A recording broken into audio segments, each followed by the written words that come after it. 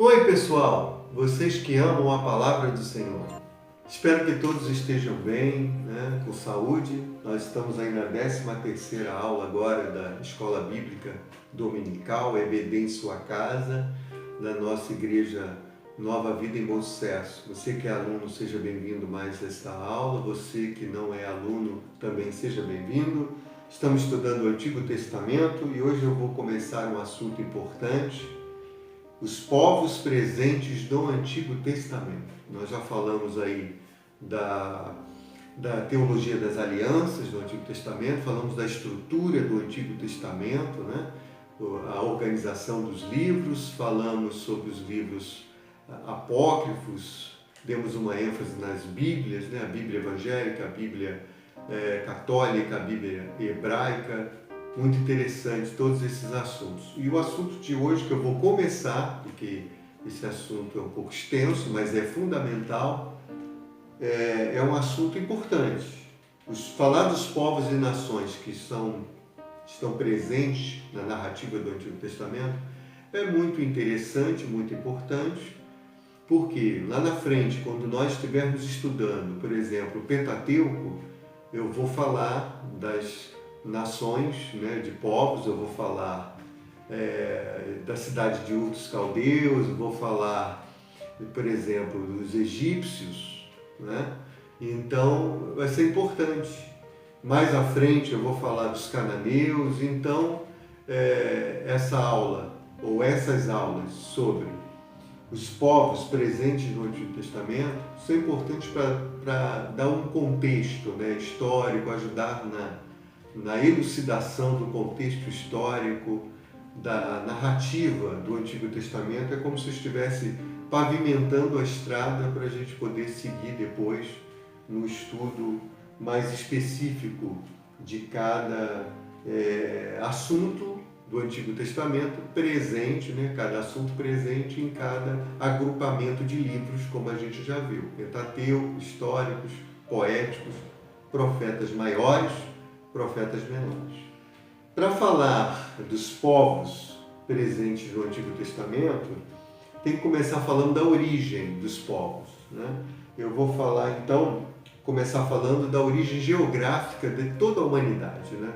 Tanto a Bíblia como a ciência vão apontar uma localização específica como sendo o lugar da origem geográfica da população mundial, o berço da humanidade. Provavelmente esse berço da humanidade se encontrava onde se encontrava o jardim do Éden. Na verdade, era uma área chamada Éden que tinha um jardim. É uma região ali de terras férteis, regadas por mares e rios. E essa região tinha um nome específico, que era dado e é dado pelos pesquisadores que analisam a geografia ali desse chamado berço da humanidade. Essa região então era chamada de crescente fértil. Por que crescente fértil? Fértil porque é uma região, como eu falei, regada por rios, por mares, e a gente sabe que, por exemplo, a margem de um rio é um lugar fértil. Crescente porque ela tem, se a gente olhasse de cima, e visse toda a região, pudesse contemplar, a gente veria como um crescendo mesmo, um crescente. Vou dar um exemplo. Por exemplo, se a gente pudesse desenhar esse pedaço de terra enorme, essa extensão de terra, se a gente desenhasse o crescente fértil, ele teria no final a imagem de uma meia-lua ou de um arco, uma espécie de uma meia-lua ou de um arco. É uma faixa de terra que vai desde Ur dos Caldeus até o rio Nilo, no Egito. Então, aí uma terra realmente produtiva e uma terra fértil. O crescente fértil hoje seria mais ou menos a região da Palestina, Jordânia, Israel, Líbano, que teve agora recentemente essa explosão lá, Kuwait, Chipre, além de algumas partes do Egito, da Síria, do Irã e da Turquia. É uma extensa faixa de terra, né? Então esse seria, o Crescente Fértil seria aí o berço da humanidade, né? Ou seja, a origem geográfica da humanidade. Eu falei do Jardim do Éden, da área do Éden que tem o jardim, e é importante a gente dizer que provavelmente o lugar, né, do Jardim do Éden tenha sido no Crescente Fértil. Provavelmente a origem, ou seja, o lugar, né, do Jardim do Éden é desconhecido. A gente não sabe a localização. Os pesquisadores presumem que provavelmente pode ter sido nesta área aqui, que eles chamam de berço da humanidade. Tá? A gente sabe que do Éden saía um jardim, ou melhor, saía um rio que regava o jardim, e esse rio se dividia em 4: Pison, Gion, o Eufrates e o Tigre. Pison e Gion, a localização é desconhecida, mas o Tigre e o Eufrates, eles estão hoje naquilo que seria o nosso atual Iraque. Então são rios que têm a sua localização. Tá? Falando um pouquinho sobre a localização,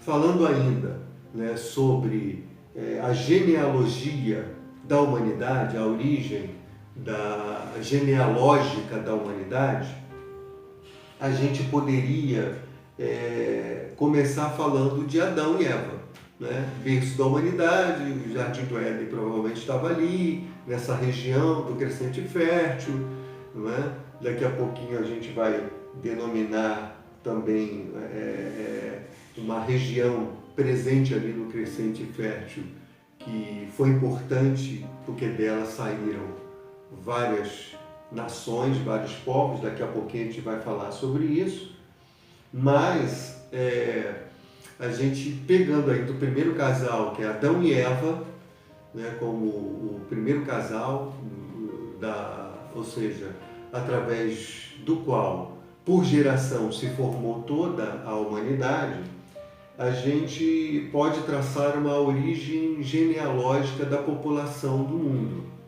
Como? Adão e Eva tiveram Caim e Abel. A gente sabe que, você conhece a história, Caim matou Abel. E depois da morte de Abel, Deus deu uma sentença a Caim. Caim teve filhos e filhas. Adão e Eva tiveram mais um filho chamado Sete. Esse Sete teve também descendentes. E a Bíblia vai dizer que após nascer Sete, Adão viveu 800 anos. Não sabemos se Eva viveu esse período todo, mas Adão viveu. A gente sabe que a genealogia na Bíblia, ela é geralmente baseada no lado masculino da família, né? O sistema patriarcal. Então nós não sabemos se a Eva viveu 800 anos, mas sabemos que Adão viveu, né? Mas acreditamos que ela viveu grande parte desse tempo, né? Porque o texto diz que ele teve, Adão, depois que gerou a Sete, filhos e filhas, né? Então daí para se ter uma ideia da multidão de filhos que ele deve ter gerado.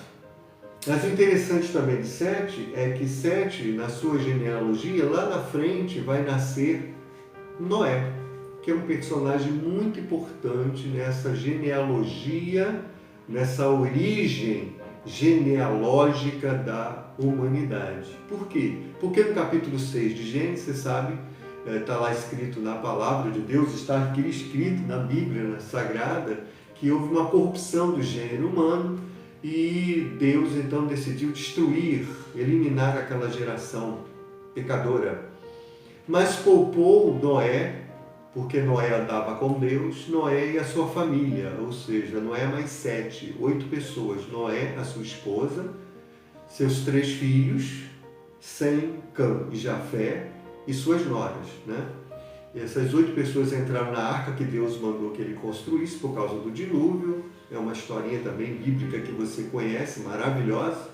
E o casal de cada espécie de animal, para a preservação da fauna. E quando passou o dilúvio, eles saíram da arca.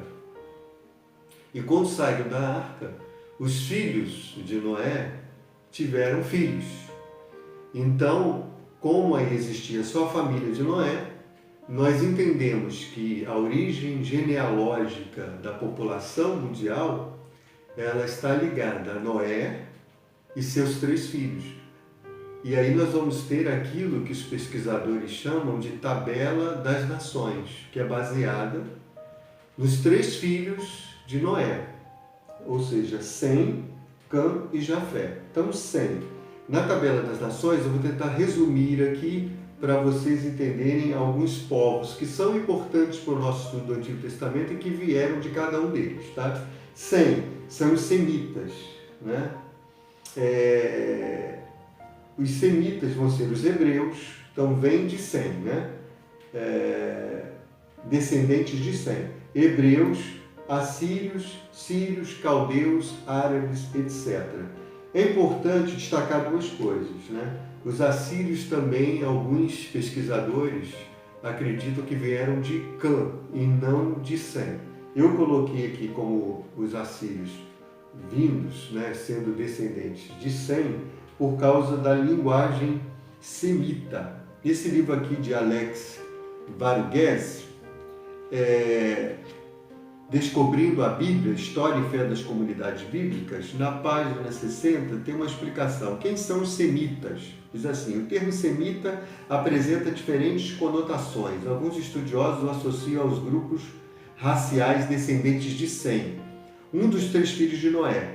De forma mais ampla, aplica-se a todos que falam línguas pertencentes à família semítica, línguas antigas como o acadiano, o garítico, o cananeu, fenício, hebraico, aramaico, etiópico, árabe, dentre outras. Então, há uma ligação por conta da linguagem, tá? Por isso que eu coloquei aqui os assírios no grupo dos descendentes de Sem. Os descendentes de Cã, tá? A África, o Egito, cananeus e Ásia, tá? Dentre outros, né? Eu estou resumindo aqui aquilo que é mais importante para o estudo do Antigo Testamento. Jafé, quais são os descendentes? A Pérsia, Grécia, Europa, parte da Ásia. Então, assim, em termos de genealogia,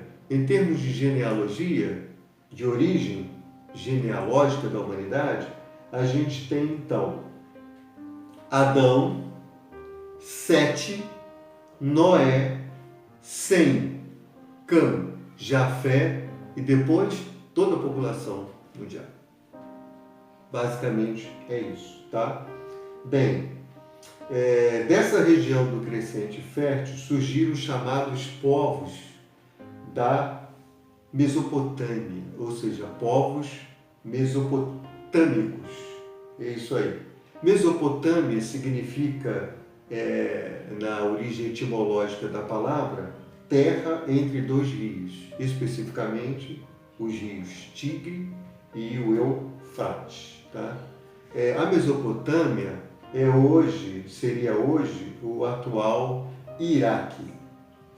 Agora eu vou começar a falar dos principais povos mesopotâmicos. Eu vou falar um pouquinho dos sumérios e depois nós vamos continuar na próxima aula falando sobre esses povos. Os sumérios, eles são considerados a primeira civilização significativa da história da humanidade. Lá na região onde eles habitavam, o extremo sul da Mesopotâmia, estavam algumas cidades importantes. Eu vou destacar uma porque tem uma passagem bíblica sobre ela. A cidade de Ur dos Caldeus. Por quê? Porque lá era a terra natal da família de Abrão, que vai depois ser chamado de Abraão. que vai ser aquele em que Deus vai, através dele, fazer todo o povo de Israel. A passagem que eu quero ler com vocês é Gênesis capítulo 11, versículo 31, que diz assim: E tomou Tera a Abraão, seu filho, e a Ló, filho de Harã, filho de seu filho, e a Sarai, sua nora, mulher de seu filho Abrão. Saiu com eles de Ur dos Caldeus, para ir à terra de Canaã. Foram até Harã, onde ficaram. Então aqui, esse versículo 31 do capítulo 11 do livro do Gênesis, vai nos dizer que essa cidade é importantíssima na história do povo de Israel, porque dela vem Abrão, que será Abraão, e vai ser aquele que Deus, no capítulo 2, chama, o chamado de Abraão, para dele fazer uma grande nação, a nação de Israel, e pela fé depois a nação chamada Igreja de Deus, porque todos nós que somos Igreja do Senhor somos, na verdade, filhos de Abraão no que diz respeito à fé. Abraçamos a mesma fé no Senhor Deus Todo-Poderoso. Eu vou ficar por aqui. Nós vamos na próxima aula falar sobre os outros povos, os principais povos mesopotâmicos, e eu quero deixar, como eu fiz na aula passada, uma tarefa para casa. Vou pedir para vocês estarem lendo, estudando, meditando na Palavra de Deus, na Bíblia, no capítulo 6 de Gênesis. Vocês vão ler do capítulo 6 ao capítulo 10 do livro de Gênesis. Por quê? Porque vai falar sobre a história de Noé, dos seus 3 filhos, que foram citados aqui nesta aula, e precisamente no capítulo 10 vai falar dos descendentes de Sem, Cã e Jafé. Creio que essa leitura bíblica vai dar uma consistência maior e melhor para esta aula. Espero que todos façam esse deverzinho de casa, porque é sempre bom ter contato com a palavra do Senhor nosso Deus. Que Deus abençoe cada um de vocês rica e abundantemente.